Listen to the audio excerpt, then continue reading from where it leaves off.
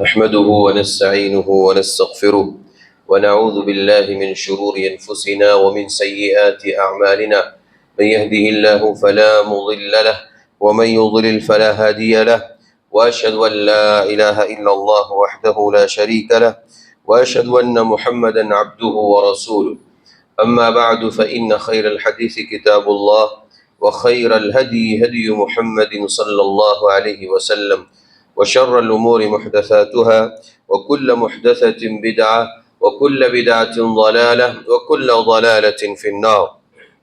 أعوذ بالله السميع العليم من الشيطان الرجيم. بسم الله الرحمن الرحيم. يا أيها الذين آمنوا اتقوا الله حق تقاته ولا تموتن إلا وأنتم مسلمون. يا أيها الناس اتقوا ربكم الذي خلقكم من نفس واحدة وخلق منها زوجها وبث منهما رجالا كثيرا ونساء، واتقوا الله الذي تساءلون به والأرحام إن الله كان عليكم رقيبا.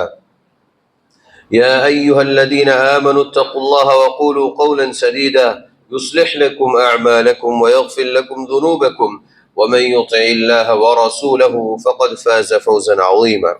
وقال تعالى في مقام آخر: قد أفلح المؤمنون الذين هم في صلاتهم خاشعون والذين هم عن اللغو معرضون.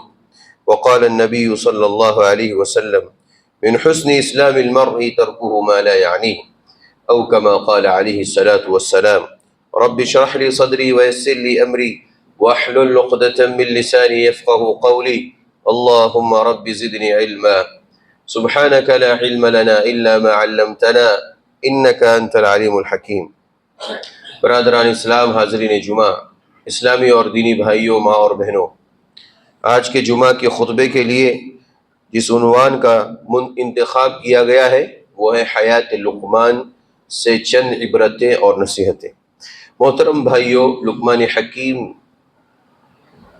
کی زندگی سے کچھ نصیحتیں اور کچھ عبرت کی باتیں سننے سنانے کا مقصد یہ ہے کہ ہم اپنی زندگی میں وہ چیزیں اگر پیدا کرتے ہیں جو لقمان حکیم کی زندگی میں تھیں تو انشاءاللہ اللہ رب العزت بھی ہمیں وہ مقام عطا کر سکتا ہے جو لقمان حکیم کو عطا کیا تھا۔ سب سے پہلی بات لقمان حکیم سے متعلق، لقمان حکیم کوئی نبی نہیں تھے، وہ بھی ہماری اور آپ کی طرح سے عام انسان تھے۔ اس لیے میں نے آپ سے کہا کہ اگر وہ خوبیاں جو لقمان حکیم کے اندر تھی اگر وہ ہم اپنے اندر پیدا کر لیں تو اللہ تبارک و تعالی ہمیں وہ مقام و مرتبہ عطا کر سکتا ہے۔ سب سے پہلی بات، جیسا میں نے آپ کے سامنے ذکر کی کہ لقمان حکیم عام انسان تھے، نبی نہیں تھے۔ بہت سے بھائیوں کو یہ غلط فہمی ہے کہ وہ لقمان حکیم نبی اور رسول تھے اور لہذا اس وجہ سے اللہ تعالیٰ نے ان کا خصوصیت کے ساتھ تذکرہ کیا۔ ایسا کچھ بھی نہیں ہے، وہ ایک عام انسان تھے۔ نمبر دو، لقمان حکیم داؤد علیہ السلام کے زمانے کے ایک نیک، دیندار اور عظیم انسان تھے جو حکمت کی باتیں کرتے تھے۔ نمبر تین، نوبہ نامی ایک جگہ وہاں پر ان کی پیدائش ہوتی ہے اور یمن کے اندر ان کی وفات ہوتی ہے، اور آج بھی ان کی قبر یمن کے اندر موجود ہے۔ لیکن اللہ کے فضل و کرم سے بہت سے لوگوں سے، یا بلکہ ایک بڑی تعداد یا اکثریت کو یہ معلوم نہیں کہ لقمان حکیم کی قبر کہاں ہے، اور یہ اللہ کا فضل ہے کہ اللہ تعالیٰ نے یہ بدعتیوں سے اور اہل شرک اور اہل کفر سے بچا کر کے رکھا اور ان سے اس کو چھپا کر کے رکھا، ورنہ وہاں پر بھی شرک اور کفر کو عام کیا جاتا۔ چوتھی بات، لقمان حکیم سے متعلق چند خوبیوں کی وجہ سے اللہ تعالیٰ نے انہیں بلند مقام عطا فرمایا۔ وہ خاص طور پر داؤد علیہ السلام کے ساتھ رہ کر کے انہوں نے ایک تو علم سیکھا، جو علم اللہ تبارک و تعالیٰ نے داؤد علیہ السلام کو عطا فرمایا تو وحی کی شکل میں۔ آپ جانتے ہیں کہ زبور داؤد علیہ السلام پر نازل ہوئی اور اس کے اندر جتنی باتیں شرعی طور پر اللہ تعالیٰ نے نازل کی تھی وہ ساری چیزوں کا علم انہیں عطا کیا۔ اسی طریقے سے داؤد علیہ السلام کو اللہ تبارک و تعالیٰ نے حکمت کی باتیں بھی سکھائی، وہ چیزیں بھی حضرت لقمان علیہ الرحمہ کے اندر اللہ تبارک و تعالیٰ نے پیوست کر دی اور انہوں نے اس کو سیکھا، حاصل کیا۔ اس طریقے سے ایک بات جو سب سے اہم معلوم ہوتی ہے کہ ایک انسان اگر دنیا میں عزت کمانا چاہتا ہے، مقام و مرتبے پر پہنچنا چاہتا ہے، فضیلت حاصل کرنا چاہتا ہے، عام انسان، اسے چاہیے کہ وہ یا تو انبیاء کی صحبت اختیار کرے یا پھر انبیاء کے وارثین علماء کی صحبت اختیار کریں۔ اس کی بنیاد پر اللہ تبارک و تعالی انہیں جہاں علمی طور پر فائدہ پہنچائے گا، وہیں پر ان کے ساتھ رہنے کی وجہ سے اللہ تبارک و تعالیٰ ان کا اونچا مقام بھی انہیں عطا فرمائے گا۔ لقمان حکیم کو اللہ تعالیٰ نے یہ جو مقام عطا کیا داؤد علیہ السلام کے ساتھ رہنے کی صورت میں، اور داؤد علیہ السلام ایک اللہ کے نبی اور رسول تھے، اور آپ جانتے ہیں کہ جس طرح اللہ کے نبی داؤد علیہ السلام تھے ویسے ہمارے اور آپ کے نبی محمد الرسول اللہ صلی اللہ علیہ وسلم بھی تھے۔ آپ کے ساتھ صحابہ نے زندگی گزاری اور علم سیکھا، اللہ تبارک و تعالیٰ نے انہیں اونچے مقام پر فائز کیا، اور رضی اللہ عنہم ورضوا عنہ کا انہیں وہ تحفہ عطا کیا جو رہتی دنیا تک پڑھا جائے گا، سنا جائے گا اور صحابہ کی فضیلت کے طور پر پیش کیا جائے گا۔ اس لیے اگر آپ چاہتے ہیں کہ دنیا میں عزت کمائے، آپ چاہتے ہیں کہ دنیا میں آپ کو فضیلت حاصل ہو، آپ چاہتے ہیں کہ دنیا میں آپ کو مقام و مرتبہ حاصل ہو، آپ اہل علم کے ساتھ قرآن و سنت اور منہج سلف کے مطابق زندگی گزارنے والے علماء کے ساتھ اپنا وقت گزاریں، انشاءاللہ اللہ تعالیٰ آپ کو ان کے ساتھ رہنے کی صورت میں اور علم کی صورت میں اور علم کی برکت کی صورت میں اللہ تعالیٰ آپ کو بھی اونچا مقام عطا فرمائے گا۔ اسی طریقے سے محترم بھائیوں، لقمان حکیم کی ان فضیلتوں کے باعث ان کو قرآن کریم کے اندر سورہ لقمان کے نام سے جانا گیا۔ لقمان علیہ الرحمہ کے نام سے ایک مستقل سورہ لقمان نازل کی اللہ تعالیٰ نے 21ویں پارے میں۔ آپ دیکھیے، وہ نبی بھی نہیں ہے، وہ رسول بھی نہیں ہے، وہ ایک عام انسان ہے، اچھی باتیں کرنے والے، حکمت کی باتیں کرنے والے، تقوی پرہیزگار انسان تھے۔ فضیلت ان کو ملی 3 چیزوں کی بنیاد پر جو آگے آ رہی ہے، لیکن اللہ تبارک و تعالیٰ نے ان فضیلتوں کی بنیاد پر مستقل ایک سورت قرآن کریم کے اندر سورہ لقمان کے نام سے ذکر کی۔ پھر صرف نام سے نہیں بلکہ سورہ لقمان کے اندر 10 ایسی نصیحتیں اللہ تبارک و تعالیٰ نے لقمان حکیم کی ذکر کی جو انہوں نے اپنے بیٹوں سے کی، اور اپنے بیٹے سے ایسی نصیحتیں جو ہر گھر میں لکھ کر کے لگا دینا چاہیے تاکہ ہر روز باپ پڑھ کر کے اسے سمجھے اور ایک باپ ہونے کی حیثیت سے اپنے بیٹوں کو نصیحت کریں۔ یا بنی لا تشرک باللہ ان الشرک لظلم عظیم، سب سے بڑی نصیحت اگر انہوں نے اپنے بیٹے سے کی تو وہ ہے توحید کی نصیحت۔ کہا بیٹے اللہ کے ساتھ کسی کو شریک نہیں کرنا، ان الشرک لظلم عظیم، شرک بہت بڑا ظلم ہے۔ تو مطلب یہ ہوا کہ توحید کو باقی رکھنا۔ اہل توحید کی سب سے بڑی پہچان یہی ہوتی ہے کہ وہ اپنے بچے کو ہو یا اپنے باہر کے دوست احباب کو ہو، سب سے پہلی اگر وہ دعوت دیتے ہیں یا انہیں نصیحت کرتے ہیں تو وہ توحید کی نصیحت کرتے ہیں۔ لقمان حکیم نے ایسی کئی نصیحتیں اپنے بیٹے سے کی، اور اللہ تبارک و تعالیٰ نے ان نصیحتوں کو قرآن حکیم کے اندر ذکر کیا سورہ لقمان کے اندر۔ اس سے بھی ان کی فضیلت کا پتہ چلتا ہے۔ محترم بھائیو، لقمان حکیم کی فضیلت نبی کریم صلی اللہ علیہ وسلم کی ایک حدیث میں، موطا امام مالک کی ایک حدیث ہے، امام مالک رحمہ اللہ نے اس حدیث کو کتاب الجامع کے اندر باب ما جاء فی الصدق والکذب کے اندر اس حدیث کو ذکر کیا۔ چنانچہ امام مالک رحمہ اللہ کو یہ سند پہنچی ہے کہ امام مالک رحمہ اللہ سے کسی نے پوچھا کہ لقمان حکیم کو فضیلت کیوں حاصل ہے، تو لقمان حکیم سے یہ سوال کیا گیا تھا، اس کی سند حضرت امام مالک رحمہ اللہ تک پہنچی۔ انہوں نے پوچھا فقال لقمان، تو لقمان علیہ الرحمہ نے کہا 3 وجہ ہیں جس کی بنیاد پر مجھے اللہ تبارک و تعالیٰ نے یہ مقام عطا فرمایا۔ نمبر 1 صدق الحدیث، میرے اندر ایک خوبی ہے جس کی وجہ سے اللہ تعالیٰ نے مجھے یہ فضیلت اور مقام و مرتبہ عطا فرمایا، وہ ہے صدق الحدیث، سچ بولنا، سچی گفتگو کرنا، کبھی جھوٹ نہیں بولنا۔ لقمان حکیم کی یہ سب سے بڑی خوبی تھی جس کی بنیاد پر اللہ تبارک و تعالیٰ نے انہیں دنیا میں ایک عام انسان ہونے کی وجہ سے اتنا اونچا مقام عطا فرمایا۔ آج ہم سب یہاں پر بیٹھے ہوئے سب مسلمان ہیں، عام مسلمان ہیں، ہم سب جانتے ہیں کہ دنیا کے اندر ہماری شریعت نے ہمیں بہت ساری شریعت کی باتیں فالو کرنے بلکہ تمام باتوں پر عمل کرنے کے لیے کہا، ان میں سے سچ بولنا بھی داخل ہے۔ لیکن مسلمان ہونے کے باوجود سچ اور جھوٹ کے اندر تمیز نہیں کر پاتا، اور وہ دنیا کے ماحول میں رہتے رہتے سچ بولنے کے ساتھ ساتھ وہ کیا ہے، جھوٹ بھی بولنے لگتا ہے۔ لقمان حکیم کو جو فضیلت حاصل تھی، جو مقام و مرتبہ حاصل تھا، اگر آپ چاہتے ہیں کہ وہ ہمیں مل جائے تو ان کی یہ خوبیوں کو اپنے اندر پیدا کریں۔ نمبر 1، انہوں نے خود اپنی زبان سے کہا صدق الحدیث، میں سچ بولنے والا تھا۔ نمبر 2، وَأَدَاءُ الْأَمَانَةِ، امانت میں میں خیانت نہیں کرتا، کبھی بھی امانت میں خیانت نہیں کرتا تھا، امانت کی ادائیگی کرتا تھا۔ اسی طریقے سے نمبر 3، وَتَرْكُ مَا لَا يَعْنِينِهِ، اور جو لا یعنی چیزیں ہیں، جو فضول کی چیزیں ہیں، جو بکواس ہیں، بے بنیاد باتیں ہیں، ان کو میں کبھی خاطر میں نہیں لاتا تھا، انہیں کبھی اپنی زندگی میں عمل میں نہیں لاتا۔ میری اپنی زندگی سے وہ کافی دور ہوا کرتی تھی، جو لا یعنی چیزیں ہوتی تھی میں انہیں چھوڑ دیتا تھا۔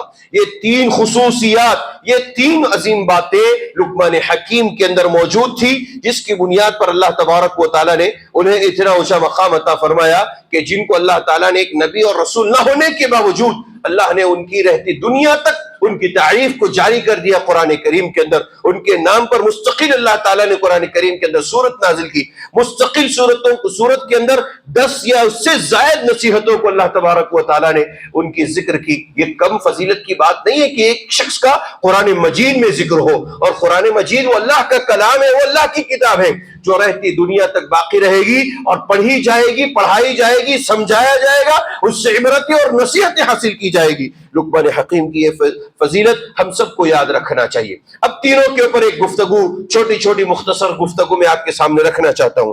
صدق الحدیث کے تعلق سے، سچ بولنے اور سچائی کے ساتھ زندگی گزارنے کے تعلق سے ہماری شریعت ہمیں کیا تعلیم دیتی ہے؟ چنانچہ ہماری شریعت نے یہ ہمیں کہا کہ جب کہیں پر بھی کسی بھی حالت میں ہو، کسی بھی موسم میں، کسی بھی وقت میں ہو، کہیں پر بھی ہو، دشمن کے سامنے ہو، دوست کے سامنے ہو، اپنوں کے سامنے ہو، بیگانوں اور پرایوں کے سامنے ہو، گھر میں ہو، باہر ہو، کہیں پر بھی ہو، سچ بولنا اپنی زبان سے کبھی نہ چھوڑے، سچ بولے، سچوں کا ساتھ دیں۔ قرآن حکیم میں سورہ احزاب میں اللہ نے فرمایا یا ایھا الذین آمنوا اتقوا اللہ وقولوا قولا سدیدا، ایمان والو اللہ سے ڈرو اور سچی سیدھی باتیں کرو۔ آپ کو معلوم ہے یہ کب کہا گیا؟ اللہ تعالیٰ نے کب کہا؟ لقمان حکیم کی یہ جو خصوصیت ہے کہ وہ سچ بولتے تھے اور اس کی بنیاد پر انہیں اللہ نے فضیلت عطا فرمائی۔ مومنوں کو کہا گیا کہ ایمان والو تم سچ بولو اور ہمیشہ جو ہے سچ گوئی کے ساتھ کام لو۔ موسیٰ علیہ السلام پر ان کی قوم نے تہمت لگائی کہ موسیٰ علیہ السلام نعوذ باللہ فلاں بیماری کے شکار ہے، وہ ایک جھرنا یا جھیل یا تالاب یا کچھ بھی جہاں پر ان کے دور میں جہاں پر وہ لوگ نہایا کرتے تھے، وہ بھی اپنا کپڑا اتار کر کے نہانے لگے۔ اس کے بعد انہوں نے اپنے کپڑے کو پتھر کے اوپر رکھ دیا، وہ نہا رہے تھے، اسی بیچ وہ کیا دیکھتے ہیں کہ پتھر کپڑا لے کر کے بھاگ جاتا ہے۔ یہ اللہ کی قدرت ہے، یہ اللہ کی کوئی سچا واقعہ ہے، اللہ کی قدرت، کپڑا لے کر کے وہ بھاگتا ہے، ان کے پیچھے پیچھے موسیٰ علیہ السلام بھی بھاگتے ہیں، یہاں تک کہ وہ کپڑا جو ہے وہ پتھر قوم کے درمیان پہنچتا ہے۔ پوری قوم جو تہمت لگاتی ہے حضرت موسیٰ پر علیہ السلام پر، تب ان کو یقین ہو جاتا ہے کہ موسیٰ علیہ السلام تو ان کو کوئی عیب نہیں، ان کو کوئی بیماری نہیں، وہ بالکل صحیح سالم ہے۔ اللہ تعالیٰ نے اسی پس منظر میں یہ آیت کریمہ نازل فرمائی یا ایھا الذین آمنوا، ایمان والو لا تکونوا، تم ایسے مت ہو جاؤ کالذین آذوا موسیٰ، جن لوگوں نے موسیٰ علیہ السلام کو تکلیف دی، یہ کہہ کر کہ موسیٰ علیہ السلام کے اندر فلاں عیب ہے جس کی وجہ سے وہ کپڑا نہیں اتارتے، یا جو ہے ان کے اندر فلاں عیب ہے جس کی بنیاد پر وہ لوگوں کے سامنے نہیں آتے۔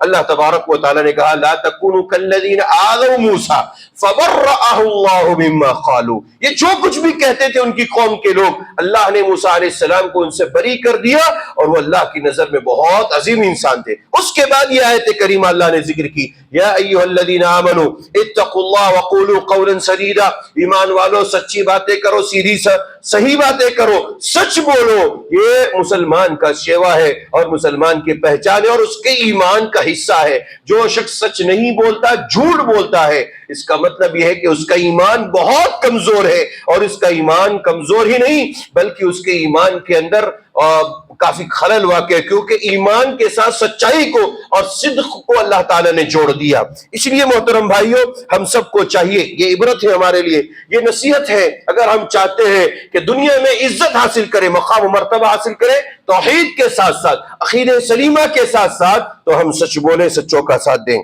اسی طریقے سے وہ مشہور واقعہ سورہ توبہ میں اللہ تبارک و تعالیٰ نے غزوہ تبوک میں پیچھے رہ جانے والوں کا ذکر کیا۔ 3 صحابی تھے، بڑے اچھے صحت مند انسان تھے، اور وہ لوگ چاہتے تھے کہ اللہ کے نبی کے ساتھ غزوہ تبوک میں شریک ہو، لیکن وہ ٹال بٹول کر کے پیچھے رہ گئے، اور نتیجہ یہ ہوا کہ اللہ کے نبی صلی اللہ علیہ وسلم صحابہ جنگ کر کے ابھی واپس آ گئے، اور وہ لوگ نہیں جا سکے۔ اللہ تبارک و تعالیٰ نے ان کا واقعہ ذکر کیا۔ تینوں صحابہ، ان میں سے ایک کعب بن مالک، ہلال بن امیہ اور مرارہ بن ربیع، یہ تینوں صحابہ جب واپس پلٹ کر کے اللہ کے نبی صلی اللہ علیہ وسلم آتے ہیں تو بہت سارے منافقین نے اپنے اپنے عذر کو پیش کیا، لیکن انہوں نے سچائی کے ساتھ اپنی اپنی جو بھی کہانی تھی بیان کر دی۔ اللہ کے نبی سستی اور کاہلی کی وجہ سے ہم نہیں جا سکے۔ اللہ کے نبی صلی اللہ علیہ وسلم نے تمام لوگوں سے کہا کہ ان سے کوئی بات نہیں کرے گا، بائیکاٹ کیا جائے، ان سے کوئی بھی مسلمان بات نہیں کرے گا، نہ مرد بات کریں گے، نہ عورتیں، نہ حتیٰ کہ 40 دن کے بعد گھر کے افراد سے بھی ان کو روک دیا گیا۔ ایسی آزمائش تھی، لیکن انہوں نے سچ کا ساتھ نہیں چھوڑا، انہوں نے سچ بولا، اور اللہ تبارک و تعالیٰ نے 50 دن کے بعد ان کی توبہ کو قبول فرمایا، اور رہتی دنیا تک جب تک قرآن پڑھا جائے گا، سورہ توبہ پڑھی جائے گی، ان کا تذکرہ ہوتا رہے گا، اور ان کی مثال سچ بولنے والوں کے ضمن میں ضرور پیش کی جائے گی۔ محترم بھائیوں، اگر لقمان حکیم کی زندگی سے آپ ہم فائدہ اٹھانا چاہتے ہیں اور وہ فضیلت اور مقام حاصل کرنا چاہتے ہیں تو سچائی کا ساتھ دیں، سچائی کو لازم پکڑیں، سچ بولیں، جھوٹوں کا ساتھ نہ دیں، جھوٹ نہ بولیں، جھوٹوں کی طرف لوگوں کو تلقین نہ کریں، جو جھوٹ ہے اس کی طرف لوگوں کو نہ بلائیں بلکہ سچائی کی طرف بلائیں۔ نبی کریم صلی اللہ علیہ وسلم کو اللہ نے جو عزت عطا فرمائی، وہ عزت حضرت خدیجہ الکبریٰ کو معلوم تھی، کیونکہ وہ عورت تھی، وہ اپنے نبی کو جانتی تھی، اپنے شوہر کو جانتی تھی، اس نبی کے اندر جو خوبی تھی اس کو جانتی تھی۔ چنانچہ جب پہلی وحی لے کر کے آتے ہیں، اللہ کے نبی گھبرائے ہوئے، ڈرے ہوئے، انی خشیت علی نفسی، مجھے ایسا لگ رہا ہے کہ اب میں مر جاؤں گا۔ کون کہہ رہے ہیں؟ اللہ کے رسول علیہ الصلوۃ والسلام، پیارے نبی صلی اللہ علیہ وسلم اپنی زبان سے کہتے ہیں، زملونی، مجھے چادر اڑاؤ، کمبل اڑاؤ، مجھے لگ رہا ہے کہ میں مر جاؤں گا۔ حضرت خدیجہ الکبریٰ بیوی ہیں، بڑی حوصلے مند، بڑی عظیم انسان تھی، بڑی عظیم خاتون تھی۔ انہوں نے کہا، کلا واللہ لا یخزیک اللہ ابدا، اے اللہ کے رسول، ہرگز نہیں، کبھی آپ دنیا کے اندر رسوا نہیں کیے جائیں گے۔ مارنا مرنا تو بہت بڑی بات ہے، وہ تو اللہ کے ہاتھ میں ہے، کبھی آپ رسوا بھی نہیں کیے جائیں گے۔ کیوں؟ اس لیے کہ آپ کے اندر وہ خوبیاں ہیں جو دوسروں کے اندر نہیں ہیں۔ انک لتصل الرحم، کئی خوبیاں ذکر کی۔ پہلی خوبی یہ بتائی، آپ کے اندر سب سے بڑی خوبی یہ ہے کہ آپ رشتہ داری کو جوڑتے ہیں۔ وتصدق الحدیث، اے اللہ کے رسول، آپ کے اندر دوسری خوبی یہ ہے کہ آپ سچ بولتے ہیں، سچوں کا ساتھ دیتے ہیں، چاہے وہ حق پر ایک ہی کیوں نہ ہو، سچ بولنے والا انسان ایک ہی کیوں نہ ہو، ان کا ساتھ دیتے ہیں، آپ سچ بولتے ہیں۔ اللہ کے نبی صلی اللہ علیہ وسلم کی خوبی کو حضرت خدیجہ نے ذکر کیا اور کہا کہ آپ کو کوئی رسوا نہیں کر سکتا۔ پتہ یہ چلا کہ جب انسان سچ بولتا ہے، سچائی کو اپناتا ہے، اختیار کرتا ہے، تو اللہ ان کو بلند مقام پر بھی صرف بلند مقام پر ہی نہیں پہنچاتا، بلکہ دنیا کی رسوائی سے بھی اللہ تعالیٰ ایسے لوگوں کو بچا کر کے رکھا۔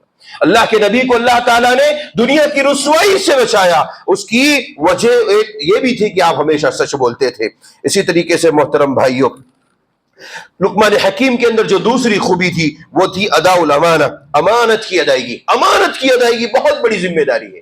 آپ کو ایک بات بتاؤں میں، امانت کا لفظ جب بولا جائے تو یاد رکھیے گا اس جملے کو، امانت، ہمارا جو دین ہے، ہماری جو شریعت ہے، یہ پورا امانت ہے، پورا امانت۔ ہم لوگ کیا سمجھتے ہیں؟ کسی نے آپ کو پیسہ دیا، مال دیا، زمین کے لیے کاغذات دیے، وہ ہم نے رکھ لیا، اس کے بعد وقت پر اس کو ہم نے لوٹا دیا، یہ امانت ہے، بس یہی سمجھتے ہیں۔ نہیں، قرآن نے کہا، یا ایھا الذین آمنوا لا تخونوا اللہ والرسول، اے مومنو، اللہ اور اس کے رسول سے خیانت نہ کرو۔ اللہ رسول سے خیانت کا کیا مطلب؟ کہ اللہ تبارک و تعالیٰ نے آپ کو کوئی مال دیا سونپنے کے لیے، سنبھالنے کے لیے؟ جی، اللہ تعالیٰ کا دیا ہوا سارا مال، اللہ کی دی ہوئی ساری نعمتیں، یہ امانت ہے، اللہ جب چاہے مانگے لے لے۔ چنانچہ ایک واقعہ آپ جانتے ہیں، ابو طلحہ کا وہ واقعہ، ان کی بیوی کے ساتھ ہوا اور ان کا بیٹا ایک بچہ چھوٹا سا بیمار تھا اور صبح سے شام تک یہ کام کے لیے گئے ہوئے تھے اور بیوی جو ہے بچے کو دیکھ رہی تھی اور اسی بیچ بچے کا انتقال ہو گیا۔ ابو طلحہ شام میں آئے، کہا کہ بیٹے کا کیا حال ہے؟ کہا بچہ بہت سکون سے سو رہا ہے، بڑی اچھی گہری نیند میں سو رہا ہے۔ چنانچہ ان لوگوں نے رات میں کھانا کھایا، جمع ہم بستری کی، پھر سو گئے۔ صبح اٹھے تو جب نماز کے لیے جانے لگے تو ابو طلحہ سے کہا، ان کی بیوی نے کہا کہ ایک بات بتاؤ، اگر تمہیں کوئی چیز بطور امانت رکھنے کے لیے دے اور پھر اسے واپس اس امانت کو لے لے تو تم کیا کرو گے؟ تو صحابی رسول نے کہا کہ میں اسے واپس کر دوں گا، ان کی امانت ہے۔ کہا کہ اللہ تبارک و تعالیٰ نے آپ کو ایک اولاد کی شکل میں امانت عطا کی تھی، وہ واپس اللہ تعالیٰ نے اپنے پاس بلایا۔ اس کے بعد وہ زاروں قطار رونے لگے، اللہ کے نبی کو جا کر کے واقعہ بتایا اور کہنے لگے، اللہ کے نبی صلی اللہ علیہ وسلم نے ان کی تعریف کی اور کہا کہ اللہ کو یہ تمہاری ادا بہت پسند آئی۔ بھائیو، دنیا کے اندر ہر چیز دی ہوئی اللہ کی امانت ہے۔ یہ صحت امانت ہے، یہ آنکھوں کی بینائی امانت ہے، زبان کے اندر جو قوت گویائی ہے یہ امانت ہے، باڈی کا ہر پارٹس ایک ایک حصہ یہ امانت ہے۔ آپ کو ہم کو جو کچھ بھی عقل، سمجھ، بوجھ، علم، حکمت، جو بھی چیزیں دی گئی وہ سب امانت ہے۔ اس امانت کے بارے میں رب کائنات پوچھے گا۔ ہمارے پاس دین و شریعت کی علم ہے، وہ امانت ہے۔ آپ نے قوم کو پہنچایا نہیں پہنچایا، لوگوں کو علم سکھایا نہیں سکھایا، اس کے بارے میں قیامت کے دن پوچھا جائے گا۔ ساری چیزیں آج اسی امانت کے معاملے میں امت مسلمہ کا ایک بڑا طبقہ فیل ہے، ناکام ہے، اور بہت ساری جگہوں پر وہ امانتوں میں خیانت کرتا ہوا نظر آتا ہے۔ چنانچہ اللہ تبارک و تعالیٰ نے ہمیں کہا اللہ رسول کے ساتھ خیانت نہ کرو۔ اللہ رسول سے خیانت کرنے کا مطلب اللہ کی دی ہوئی نعمتوں میں کبھی بھی خیانت نہیں کرنا چاہیے، رسول کی لائی ہوئی شریعت میں کبھی خیانت نہیں۔ جو حق ہے، دو ٹوک ہے، اس کو حق بول کر کے بتا کر کے لوگوں کے سامنے پیش کیا جائے، یہی امانت کی ادائیگی ہے۔ اسی طریقے سے امانت کی ادائیگی یہ بھی ہے کہ ایک انسان جس کا اہل ہو، جس کا وہ اہل ہو، اس کو وہ چیز دی جائے، نہ اہل کو وہ چیز نہ سونپی جائے۔ اذا وسد الامر الى غیر اہل فانتظر الساعہ، نبی صلی اللہ علیہ وسلم نے کہا قیامت قائم نہیں ہوگی یہاں تک کہ لوگوں کو ایسے لوگوں کے حوالے کر دیں گے ذمہ داریوں کو جو اس کے نااہل ہوں گے۔ نتیجہ یہ ہوگا کہ پورا معاملہ، پورا دین کا، شریعت کا معاملہ درہم برہم ہو جائے گا، اور آج وہی چیز ہمیں نظر آ رہی ہے اور قیامت کی پوری نشانی ہمارے سامنے۔ تو یہ دوسری خوبی لقمان حکیم کے اندر تھی، ادا الامانہ، امانت کی ادائیگی۔ یاد رکھیے، تین چیزیں لے کے جائیے اور اپنے اندر پیدا کیجیے، اور وہ مقام و مرتبہ جو لقمان حکیم کو اللہ نے عطا کیا تھا وہ اپنے اندر پیدا کرنے کی کوشش کیجیے۔ تیسری اور آخری بات، ترک ما لا یعنی چیزوں کو چھوڑنے کا حکم۔ جب بھی کبھی بات آئے جو دین و شریعت کا معاملہ ہو، جو بات اور جو مسئلہ دین و شریعت کا ہو یا دنیاوی معاملہ ہو، لیکن آپ کے ہمارے کام سے کوئی مطلب نہیں، ہماری اور آپ کی زندگی سے اس کا کوئی تعلق نہیں، آپ پیچھے ہٹ جائیے، خاموش رہیے۔ چنانچہ اللہ کے نبی صلی اللہ علیہ وسلم نے فرمایا من حسن اسلام المرء ترکہ ما لا یعنی، ایک مسلمان کے اچھے ایمان اور اچھے مسلمان ہونے کی دلیل یہ ہے کہ وہ لا یعنی چیزوں کو چھوڑ دیتا۔ آج مسئلہ کیا ہے، مسلمان جو ہے اپنے جو دین پر ہے اس پر وہ بہت کمزور ہے، نماز، روزہ، صدقہ، خیرات، قرآن کی تلاوت، ذکر و اذکار، اس میں بہت کمزور ہے۔ لیکن جب بات اگر کسی مسئلے پر سوشل میڈیا پر آ گئی، سیاست، اس پہ ان کی جو ہے نکیر ہوتی ہے، اس کے اوپر ان کے کمنٹس ہوتے ہیں، اس میں اپنا کئی گھنٹوں کا وقت صرف کر دیتے ہیں۔ بھائیوں، اہل دانش، اہل سیاست موجود ہے، ان کا وہ فیلڈ ہے، ان کا وہ مقام ہے، ان کا وہ میدان ہی چھوڑ دیجیے ان کے لیے۔ آپ کا ہمارا وہ میدان نہیں ہے، ہم کیوں اس میں گفتگو کریں، اپنا وقت صرف کیوں کریں؟ لا یعنی چیزوں کو چھوڑ دینا، جو بھی آپ کو سمجھ میں آتا ہو کہ یہ میرے لیے لا یعنی ہے، اسے چھوڑ دیجیے، آپ انشاءاللہ اللہ کی نظر میں بہت مقبول ہو جائیں گے۔ ایک حدیث میں اللہ کے نبی صلی اللہ علیہ وسلم نے فرمایا بعض دفعہ انسان ایک ایسی بات کہہ جاتا ہے جو اللہ کی خوشنودی اور رضامندی کی ہوتی ہے، جس کی بنیاد پر اللہ تعالیٰ اس کو جنت میں داخل کر دیتا ہے، اور بعض دفعہ انسان لا علمی کی صورت میں، جانکاری نہ ہونے کی صورت میں ایسی ایک ہی بات اللہ کی ناراضگی کی کر جاتا ہے، اللہ تبارک و تعالیٰ اسے قیامت کے دن ناراضگی کے ساتھ ملے گا اور اسے جہنم کے حوالے کر دے گا۔ اس لیے بہت سوچ سمجھ کے اپنی زبان کو کھولنا چاہیے. اسی لیے سورۃ المومنون میں اللہ تبارک و تعالیٰ نے مومنوں کی کامیابی کی بہت ساری خوبیاں ذکری. ان میں سے چند خوبیوں میں سے ایک خوبی کیا تھی؟ والذین هم عن اللغو معرضون. مومنین لغو باتوں میں نہیں پڑتے، لا یعنی چیزوں میں نہیں پڑتے. مومنین صرف سچی سیدھی بات کرتے، اپنے زبان کو سچی سیدھی باتوں کے لیے کھولتے ہیں، باقی لا یعنی چیزوں میں نہیں پڑتے. ایک حدیث میں اللہ کے نبی صلی اللہ علیہ وسلم نے فرمایا کہ الحیاء والعی شعبتان من الایمان، کہ حیا اور کم بولنا، حیا اور کم بولنا یہ ایمان کے دو شعبے ہیں، دو حصے ہیں. والبذاء والبیان شعبتان من النفاق، اور بہت زیادہ باتیں کرنا، کثرت کلام، فحش گوئی کرنا یہ نفاق کی علامت ہے. ایک مسلمان لا یعنی چیزوں میں گفتگو کرتے ہوئے گویا کہ وہ اپنے آپ کو نفاق کے حوالے کر رہا ہے، اپنے آپ کو منافقوں کی لسٹ میں رکھ رہا ہے. لہذا ہمیں چاہیے کہ زبان پر کنٹرول کرے، کم سے کم بولے جہاں ضرورت ہو. لقمان حکیم کی یہی سب سے بڑی حکمت تھی کہ وہ بہت کم بولتے تھے. اسی طریقے سے محترم بھائیو، آخری حدیث نبی کریم صلی اللہ علیہ وسلم نے فرمایا من صمت نجا، جس نے دنیا کے اندر کامیابی حاصل کرنی ہے اسے چاہیے کہ وہ اپنی زبان پر لگام دے اور خاموشی اختیار کرے. جو خاموش رہے گا وہ نجات حاصل کرے گا. کم بولنا، ضرورت کے وقت بولنا، اچھا بولنا، ایسے لوگوں کی ہر دور میں قدر کی جاتی ہے. اور ایسے لوگوں کو اللہ کے نبی صلی اللہ علیہ وسلم نے کہا کہ ایسے لوگ حقیقی معنوں میں ایمان سے جڑے ہوئے لوگ ہیں، مومنین ہیں، جو کم بولتے ہیں، حق بولتے ہیں، سچ بولتے ہیں. اللہ کے نبی صلی اللہ علیہ وسلم نے فرمایا من کان یؤمن باللہ والیوم الآخر فلیقل خیرا او لیصمت. جو لوگ ایمان رکھتے ہیں اللہ اور آخرت پر، انہیں چاہیے کہ وہ اچھی بات کرے، سچ بات بولے، ورنہ خاموش رہے. لا یعنی چیزوں سے اپنے آپ کو دور رکھنا یہ کامیابی کی دلیل ہے. یہ تین اہم باتیں ہیں، ہم سب کے لیے عبرتیں، نصیحتیں ہیں. آپ سب ہم اس پر عمل کریں. اللہ عز و جل ہم سب کو لقمان حکیم کا جو مقام تھا، جو مرتبہ تھا، جو رتبہ تھا، جو اللہ تبارک و تعالیٰ نے انہیں عطا فرمایا تھا، وہ چیز ہمیں بھی حاصل ہو سکتی ہے. شرط ہے کہ یہ تینوں چیزوں کو قرآن و سنت کے مطابق کیا جائے. اللہ عز و جل سے دعا ہے اللہ تعالی ہم سب کو عمل کی توفیق عطا فرمائے.